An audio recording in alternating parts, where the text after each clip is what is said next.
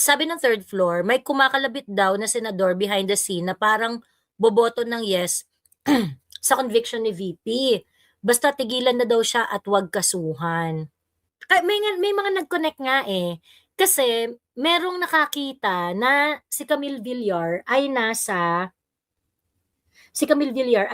House of Representative kanina. Tapos, ang eksena is supposedly hindi nga pupunta yung mga minority senator sa SONA. May nakakita sa kanya na nasa House of Rep, umattend siya. Ganon. So, ayun, nagpunta siya, nag-ano siya. So, baka siya yung tinutukoy. Eh, may nakapicture. 'Di ba? Mahirap umasa, actually, sa totoo lang. Hindi rin ako masyado nasaktan eh, kasi parang sa akin, well, as long as basta wala akong masyado expectation sa kanya. Pero, pagka ganyan siya ng ganyan, ayan, hindi siya makakahanap ng suporta sa mga DDS support, sa mga DDS. Eto pa na isa nakakaloka. Ngayon, bago natin pag-usapan yung substance ng SONA, no? Pag-usapan lang natin yung mga peripheral issues. Eto nakakatawa.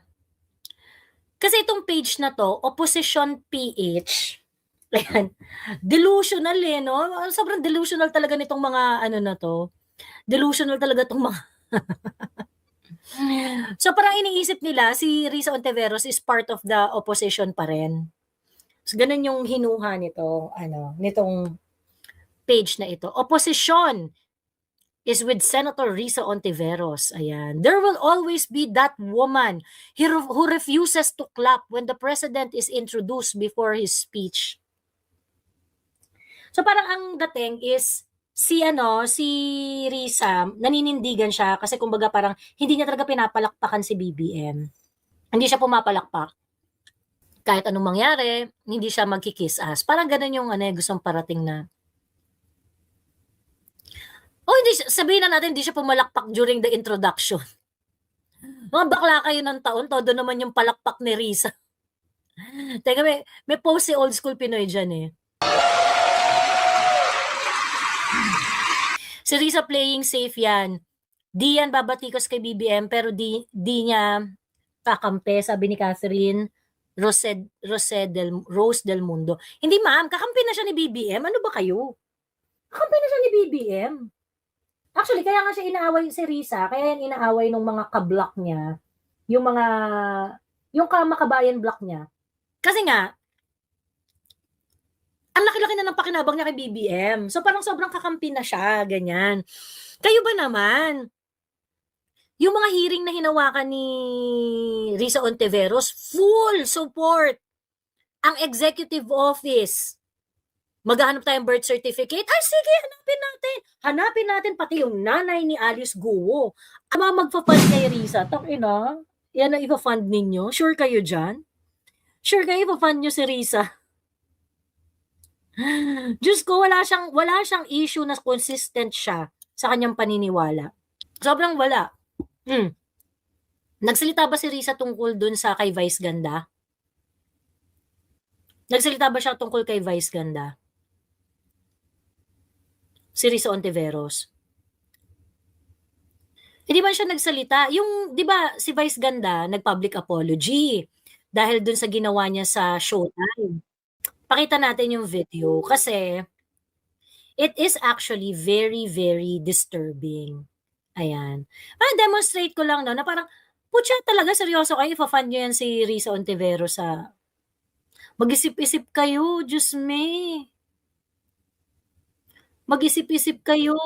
So this is part of Showtime na segment. Parang mememar, parang Marimar na meme Vice, ganun. So anyway, ito yung isa sa mga skit nila. Sira ulo ka ba dito? Maraming salamat.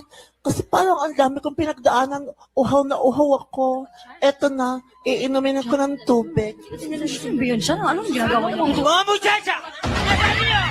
Ano ko? Ginagawa niyo sa kanya? Nakakagulat naman na mga pangyayari dito. Ang sabi Ano nangyari sa'yo? Bakit nagputik ka? nakakagulat na. Nagulat ako doon sa... Basang-basa naman ako.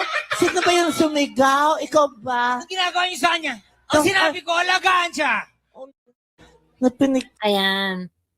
Vice, ang problem kasi sa'yo, kaya people are not going to let go of your politically incorrect jokes and anong tawag dyan? Yung skit. Your politically incorrect skits. Kaya hindi yan tatanggapin ng mga tao. Kasi sobrang politically incorrect. Kasi nagmomoral-moral ka. Tinuturuan mo kami about politics. Tinuturuan mo kami about politics. Tinuturuan mo kami about, ay, dapat ganito, dapat ganyan. Tapos, mahilig ka rin mag-moralize sa buhay. Ganun. Sila Dolphin, nakikialam ba sila sa politika? Sila Panchito? Hindi. Ang lakas-lakas mong i-present yung sarili mo na politically correct ka, but your jokes are not. Diba, dapat consistent ka. Doon siya maling-mali doon sa part na, bakit nagpuputik ka? Yun, super racist. Ayun. Ngayon, yung mga ganitong klaseng usapan, dito gustong-gustong ini-inject ni ni Risa yung sarili niya. Di ba nga, kaya nga siya proud na proud dun sa Safe Space Act. Di ba? Kaya nga siya proud na proud dun sa Safe Space Act. Na dapat walang nababastos, walang because of gender and race, di ba? Pero, sa mga ganitong usapin, dahil kakampi ni magkakakampi yung mga yan, mga pink yung mga yan, wala silang eksena.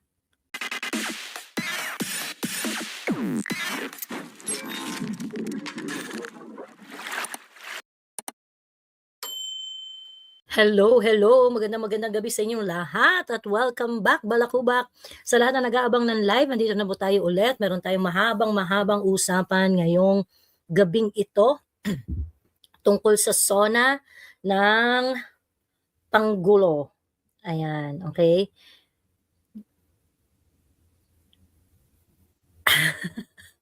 Na walang kakwenta-kwenta. Kanina, no? Diyos me, huwag kalimutan na mag-share at mag-like ng ating live para tayo naman may laban-laban sa algorithm. Ayan, at magbatian muna tayo. May Mao, hello, ikaw po ang top 1 ngayong araw na ito. Ayan, hello po sa inyo. Sure Ball, Team Tommy, Pikimong, hello. Timmy Tommy, again, nakapasok din sa top 10, sabi niya. Yes, ikaw ay top 3. Mataas-taas ang iyong rank. Banshee, hello. Herculean Jimenez, hello. Shakira Guzman, hello. Pikimong, Rain Shine, Dides Vancouver, hello sa inyo. Leng Española, Laineros, hello. Misay July, Sandy May, JYC, Nico Kachiko, James the Pitcher, MM, Chris Polo, hello. It's Fudge, JC, Celine Garcia, Joe Ebb. Si Tita Jo yata to. Hi, Tita Jo.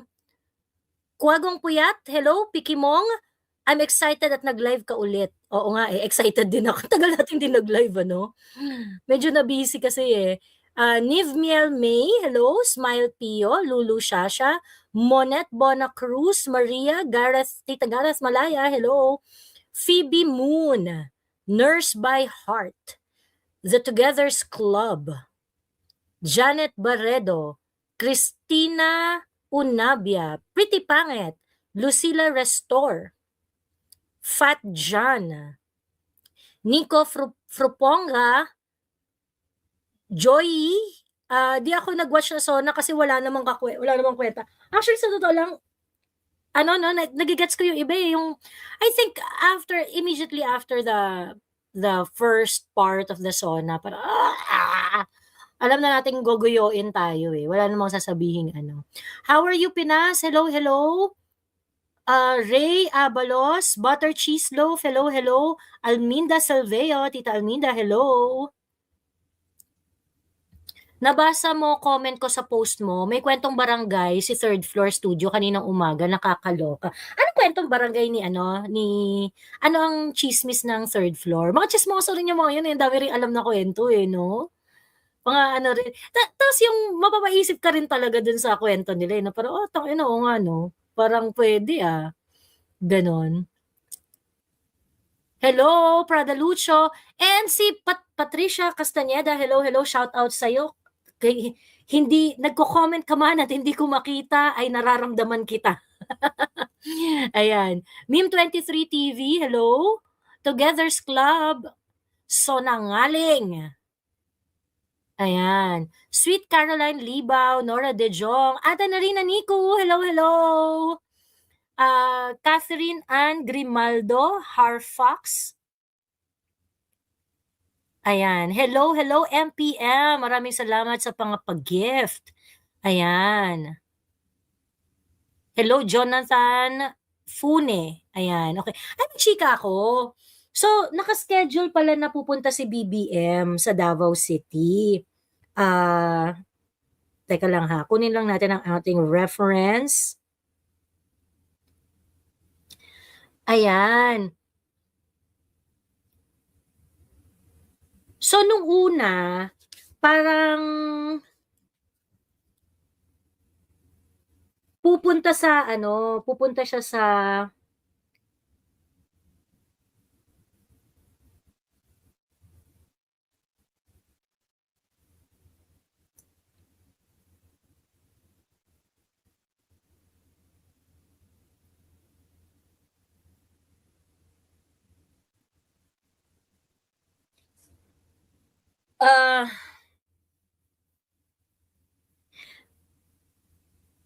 well, anyway, may nakaschedule na kasi na activity tomorrow. Dalawa yon. So, kinancel daw yung isa. Kinancel daw yung isa kasi mukhang napayuhan sila na hindi magandang idea, sir. Pag pupunta kayo dyan, ganyan. Mababastos kayo ng wagas, ganon. So, pupunta si BBM sa distrito ni Kong Pulong tomorrow.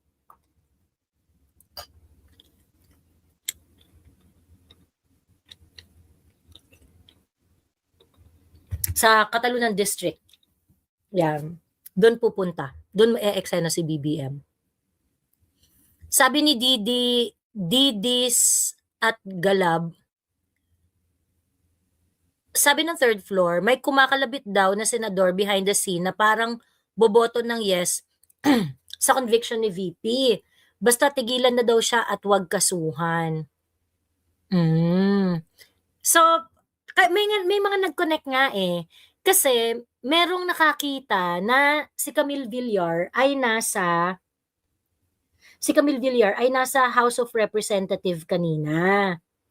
So, ang problema, nakita kasi sa kanya nasa House of Representative siya. Teka lang ha.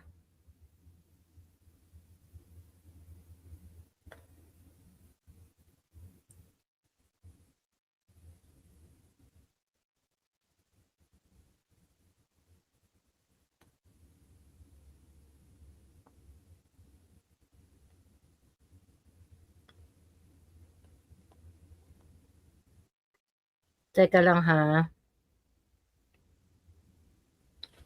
Ayan. Ipakita ko sa inyo. May nakakita sa kanya na nasa nasa House of Representatives siya kanina. Tapos, ang eksena is supposedly, hindi nga pupunta yung mga minority senator sa SONA. Ganon. Ganon ang usapan. Nagpunta siya.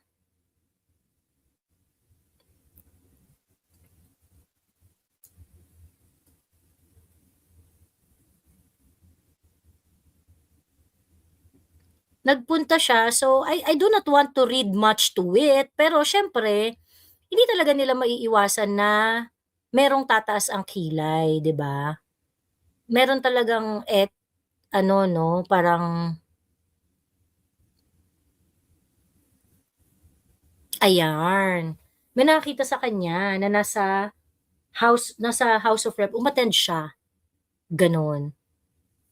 Ayan. Joey kay Zenny Ponce na wag na siyang magtampo kay Anharot at Eric.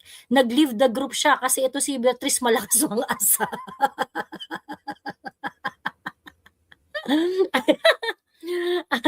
Tita Zenny, huwag ka na daw magtampo. Alam mo, Enrico Teruel, damang-dama ko dito sa comment mo na sobrang haharot ninyo. Ayan. Na sobrang haharot ninyo. Ayan, okay. So, ayun, nagpunta siya, nag-ano siya. So, baka siya yung tinutukoy. Eh, may naka-picture. 'Di ba? Sabi ni May Toast My Niece, ay sus, di na ako umaasa dyan kay Camille. Sala sa init, sala naman sala sa init, sala sa init naman yang babaeng yan. Oo, mahirap umasa actually sa totoo lang. Hindi rin ako masyado nasaktan kasi parang sa akin, well, as long as basta wala akong masyadong expectation sa kanya.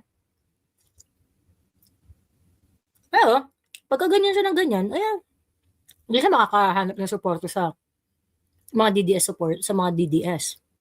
'Di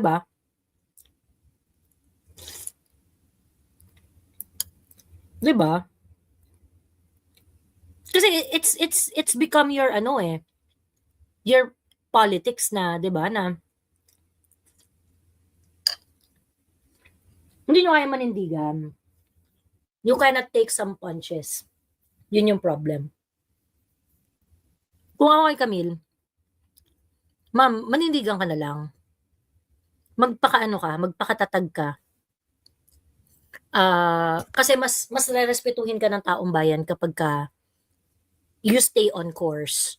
Ganon. Kasi nga, naiintindihan naman ng mga tao nung una di ba, naglaro kayo, ganyan-ganyan. Naiintindihan yun Naiintindihan yun ng taong bayan Kasi kumbaga parang, may mga negosyo kayo, meron kayong mga interest na gusto nyong gusto nyong protektahan, ganyan-ganyan. So, kumbaga, kailangan nyo maglaro talaga sa politika. Ngayon, yung fact nga na ang dami-dami yung interest, questionable na nga yun For many Filipinos, questionable na nga yun. Doon pa lang questionable na. Gayong pa man, yung mga Pilipino, maintindihin. So, sige, marami kayong interest, kailangan nyo maglaro ng politika, di okay, fine. Pagkatapos, nung naglaro kayo, hindi rin naman kayo nirespeto ng BBM administration, hindi rin naman kayo pinagbigyan sa mga gusto ninyo, so, parang dapat by now, manindigan na kayo. There's no reason by now you should already know your position. 'Di ba? Sabi ni Strictly, the Camille Villar na nagsabing mas masahol kay Judas ang mag-traitor sa grupo nila. Abay, magaling iha. True. Basta pag na-convict si Inday, civil na lang, ginago na nga tayo alisin pa. Nag-iisa ng pag-asa natin sa 2028, gulo na ito.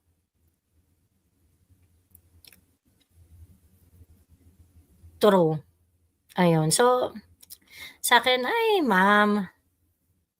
Kapoy, ma'am. Kapoy. Ayun. Eto pa na isang nakakaloka. Bago natin pag-usapan yung substance ng SONA, no? Pag-usapan lang natin yung mga peripheral issues. Ayan.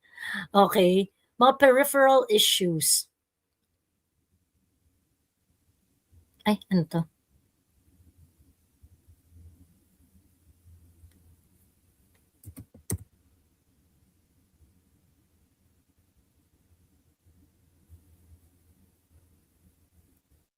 Ito nakakatawa. Kasi itong page na to, Opposition PH, ayan, delusional no? Sobrang delusional talaga nitong mga na to. Delusional talaga itong mga So parang iniisip nila si Risa Ontiveros is part of the opposition pa rin.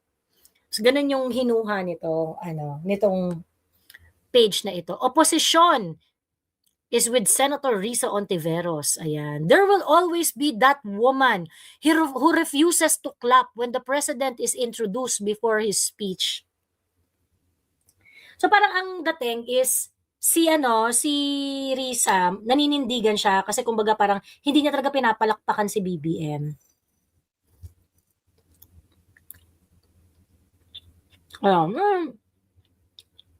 Hindi siya pumapalakpak.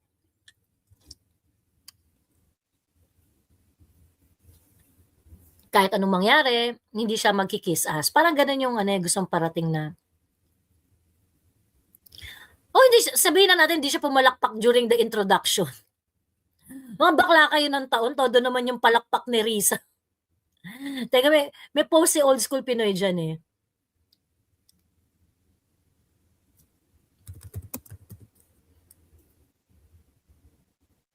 Ito.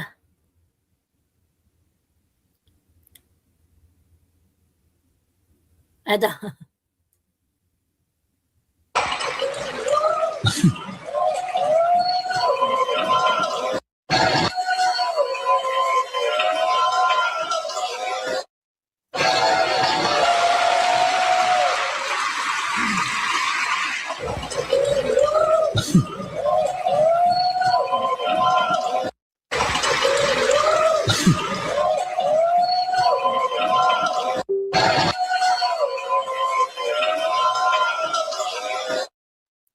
Diba?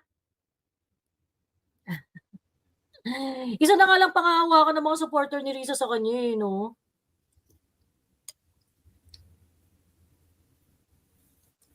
Nakasinghot ba ng ibang hangin si Risa na? Si Risa playing safe yan. Di yan babatikos kay BBM pero di niya kakampi, sabi ni Catherine Rose del Mundo. Hindi ma'am, kakampi na siya ni BBM. Ano ba kayo? Kakampi na siya ni BBM. Actually, kaya nga siya inaaway si Risa, kaya yan inaaway ng mga ka-block niya, yung kamakabayan block niya. Pasensya na sarap kasi ng soup ko eh. Kaya siya inaaway ng mga kamakabayan block niya. Kasi nga, ang laki-laki na ng pakinabang niya kay BBM. So parang sobrang kakampi na siya, ganyan. Kayo ba naman? Yung mga hearing na hinawakan ni Risa Ontiveros, full support. Ang executive office. Maghahanap tayong birth certificate. Ay, sige, hanapin natin. Hanapin natin pati yung nanay ni Alice Guo. At tingin niyo sino naghanap nun? Naghanap nun staff ni Risa? Hindi. Ang naghanap nun mga executive offices by virtue of the request of Risa Ontiveros. Sabihin yung hindi kakampi ni BBM si Risa. Magkakampi na yan, matagal na.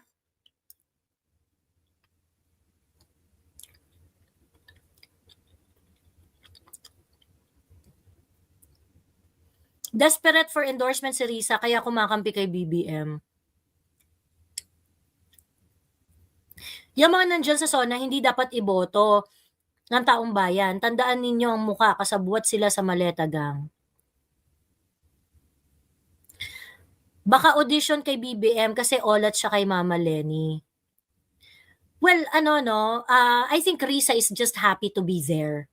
Happy to be part of the race. Alam rin ni Risa na hindi siya mananalo eh. Ang kailangan kasi ni Risa is she has to demonstrate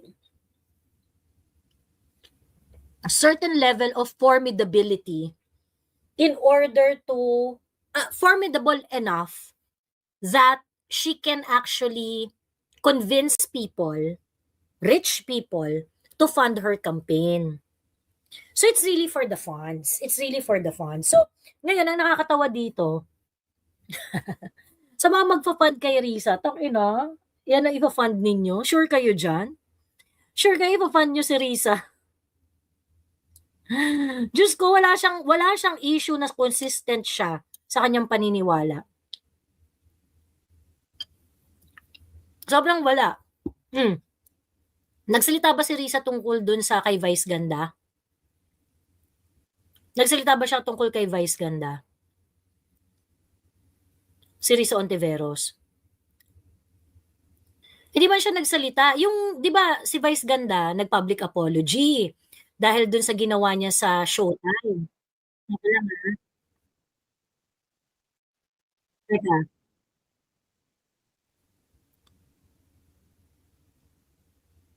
Pakita natin yung video kasi it is actually very, very disturbing. Ayan. Demonstrate ko lang na parang, putya talaga, seryoso kayo, ipa-fund nyo yan si Risa Ontiveros sa mag-isip-isip kayo, Diyos me. Mag-isip-isip kayo kung aanuhin niyo 'yan.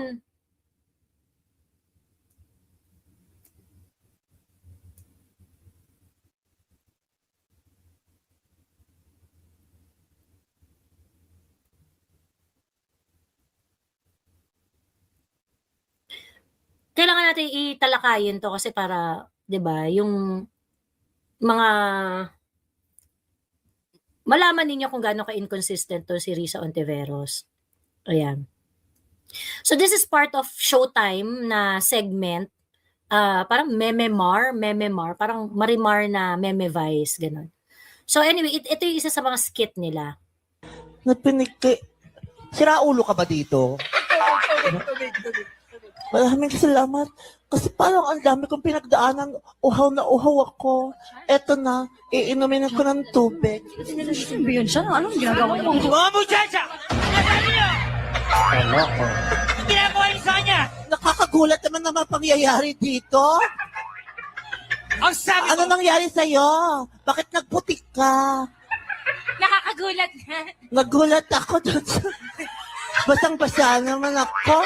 Sino ba yung sumigaw? Ikaw ba? ang ginagawa niyo sa kanya? Ang sinabi ko, alagaan siya! Ayan. So, tangina 'no? I think ano 'no, hindi wala pa akong nakikita na nag-a-argue that way, eh. Pero kung kunwari kakampi ako nila nila Vice Ganda, ang magiging rebuttal ko siguro na parang, bakit na galit kayo? Eh bakit sa mga slapstick comedy nila, nila Dolphy, nila Panchito, nagbabatukan pa nga yung mga yun, ganyan-ganyan. Tapos, tanga, nagaganon-ganon. I mean, yung parang, they also, to certain extent, exude that kind of comedy wherein they demean the subject of their comedy. 'Di ba? Kung kakampi ko nila Vice, 'di ba? Yun yung sasabihin ko yung gano'n na parang, ba't kayo galit na galit sa akin? Ba't pag ako, dahil babakla ako, kaya pinag-iinitan niyo ako, pero pag kayo mga slapsticks comedy na iba, hindi naman kayo nagagalit, hindi niyo inaaway, ganyan-ganyan, et cetera, et cetera. Yung mga Panchito kind of comedy, mga Dolphy kind of comedy na, yun 'di ba, yung may mga binabatukan, yung may mga gano'n, yung mga gano'ng etsyos.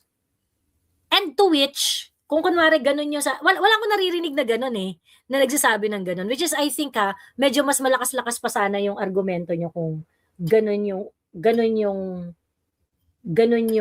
inyong argument sa pagtatanggol kay Vice Ganda. However, even with that argument, I will reply. At sasabihin ko na, Vice, ang problem kasi sa'yo, kaya people are not going to let go of your politically incorrect jokes and anong tawag dyan? Yung skit. Your politically incorrect skits. Kaya hindi yan tatanggapin ng mga tao kasi sobrang politically incorrect. Kasi nagmomoral-moral ka. Tinuturuan mo kami about politics. Tinuturuan mo kami about, ay, dapat ganito, dapat ganyan. Tapos, mahilig ka rin mag-moralize sa buhay. Ganon. Sila Dolphy, nakikialam ba sila sa politika? Sila Panchito? Hindi. Good time lang. Ganon. Pagkatapos ngayon, ikaw ngayon, ang pangalan nito, ikaw naman na Vice, ang lakas-lakas mong i-present yung sarili mo na politically correct ka, but your jokes are not. Diba, dapat consistent ka.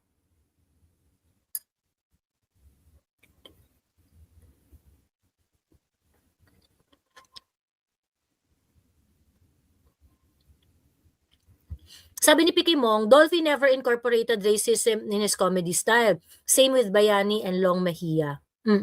Doon siya maling-mali dun sa part na, bakit nagpuputik ka? Yun, super racist. Ayun. Super racist talaga. Ngayon, yung mga ganitong klaseng usapan, dito gustong-gustong ini-inject ni ni Risa yung sarili niya eh. 'Di ba nga, kaya nga siya proud na sa Safe Space Act. 'Di ba? Kaya nga siya proud dun sa Safe Space Act. Na dapat walang nababastos, walang because of gender and race, 'di ba? Pero sa mga ganitong usapin, dahil kakampi ni magkakakampi yung mga yan, mga pink yang mga yan, wala silang eksena. Hindi nagsasalita si Risa Ontiveros. And this is kung ako funder, kung ako magbibigay ng pera, putang ina. Magdalawang isip kayo. Kasi at least you must have at least 1 or 2 advocacy that you are very, very consistent with. 'Di ba? Si Ping Lacson, meron siyang enough formidability. Kaya 'di ba ilang beses tumakbo yan ng presidente. Alam niya hindi siya mananalo. Pero meron talagang naniniwala sa kanya na talagang willing magbigay ng budget sa kanya pag tatakbo siyang presidente. Bakit? Kasi nga na-establish niya yung kanyang before, ngayon it's a totally different story. But before, na-establish niya yung idea na siya, yung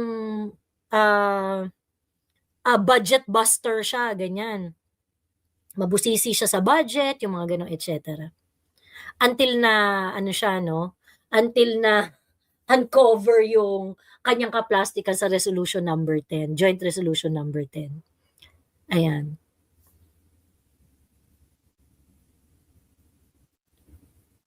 Itago natin sa pangalan Trillanes, nagka-PhilHealth Fund scandal, silent siya. True. So, hindi talaga siya consistent. So, parang, kung kunwari ako super yaman ako, parang, putang ina, ba't ko iboboto to? Unang-una, imposibleng manalo. Pangalawa, hindi mo alam kung ano pinaglalaban. Pero ano ba talaga pinaglalaban mo sa buhay, ate ko? Ayan. So, yung kay Vice Ganda, na eksena, nakaka-turn off. Kasi, ilang beses na ganyan si Vice Ganda, tapos mag-a-apologize si Vice Ganda, tapos, we will be better, wala din ba nag-i-improvise? Pagkatapos, si Vice pa talaga yung magde-demand ng magko-call out ng mga politician na we deserve better, kineso. Nothing wrong naman kasi mga public official naman yun eh. Pero kasi parang it becomes a joke na ikaw, very public ka din, ilang beses ka nang nagsasorry, ilang beses ka nang nababash tungkol dyan sa kagagahan mo, hindi ka man nag-improvise. 'Di ba? So, ang point lang dito, Vice Ganda, sama mo na yung barkada mo si Angel Locsin, okay? Importante na maalala ninyo at saka ni Risa Ontiveros na huwag niyo kami tinuturuan sa politics kasi mga tatanga-tanga kayo eh. Wala man kayong alam sa politics. Wala kayong alam sa policy making. Wala kayong alam sa implementation ng policies. Panay lang kayo motherhood statement. Mukhang makabayan, mukhang concern. Pero kasi kapag hindi nyo napapaliwanag ng mahusay sa taong bayan, exactly kung sino ang kinakalaban nyo, exactly kung ano yung problema ang gusto ninyong solusyonan, that's just noise. Ayun. Wala na kasi si Alex Calleja as writer ng jokes ni Caballo. Susulat pala si Alex Calleja for Vice.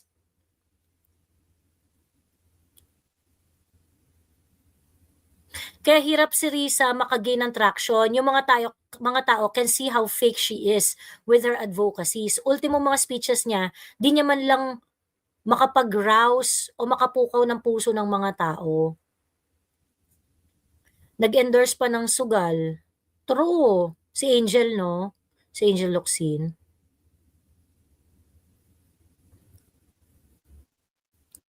Polsay undergraduate, feeling niya madami na siya alam. Hindi ba siya nag-graduate?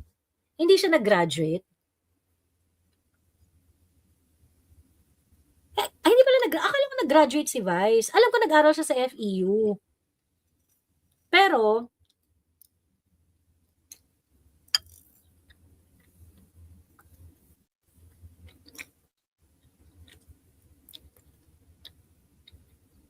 nagpaparinig pa siya na malaki ang binabayad niya na tax from a TV network na may tax issue.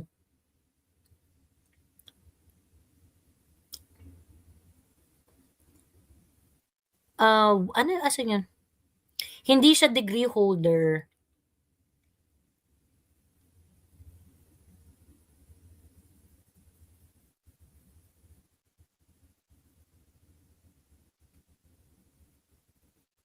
Di siya nakagraduate. Okay. 1 sem na lang. Okay. Hindi ito sabi ni stop at second year college. Marami pa siyang sem na naiwanan. Marami pa siyang sem na naiwanan. Ayun, sabi ni Miss Joey, curious lang, nasa Europe ka ba? Wala, nandito pa po ako sa Pilipinas. Ayan. Nandito ako sa Pilipinas, ayan. Kasi kasi siya daw ang isa sa top payer ng tax, sabi ni Torture Poet.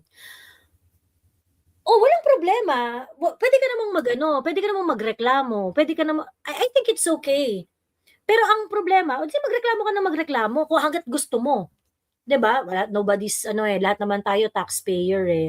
And I don't think it has something how big or how small the tax that you are paying has something to do with your right to with your moral authority to speak. So, magsalita ka lang kung anong gusto mo. Magkakaroon tayo ng problema, Vice, kung tuturuan mo kami. Magkakaroon tayo ng problema kung tuturuan mo kami kung ano dapat yung politics namin. Doon tayo mag-aaway. Di kung gusto mo magreklamo, di magreklamo ka na magreklamo. Pero it doesn't mean na malaking tax yung binabayad mo. It doesn't mean pwede mong bilhin yung boto namin. Or pwede mong pangunahan yung boto namin at yung mga posisyon namin sa politika. Sana may matapang like Ricky Gervais. I-call out yung kaipokritohan ng showbiz people. True. Oo. Di siya makalabas sa character niya sa Von Trapp family. Sino? Si Risa Ontiveros. True, na para bang siya lang ang tama. Totoo. And I think doon tayo mag-aaway-away. Kasi nga parang, dami-dami mong gustong ituro sa amin. Ang dami mong gustong naming gawin. Pagkatapos wala ka namang, 'di ba? Yung very, very racist remarks mo doon sa model, 'di ba? Kadiri eh. Hindi ako maka-move on sa pamamahiya ni Vice kay Tado on live TV. Isa pang problema kay Vice, ayaw niyang siya ang ginagawang joke. Oo, no. Yung gusto niya, siya, okay lang siya mag-throw ng joke, pero siya hindi siya makatanggap. Siguro mas marerespeto ko pa siya kung willing din siya na maging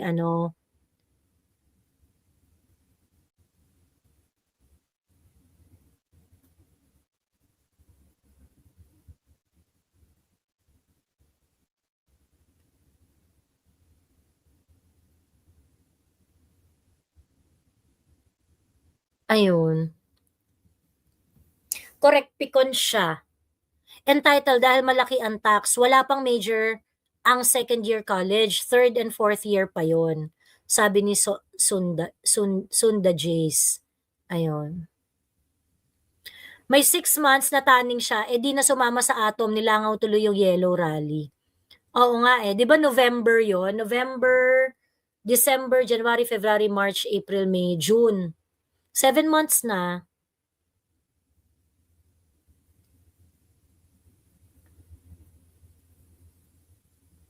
Parang Willie Revillame 2.0.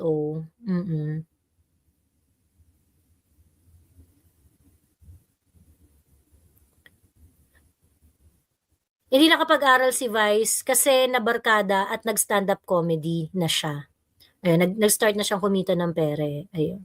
So anyway, Yan yung mga peripherals ng ng SONA today. Magpapaakyat ako, maya-maya.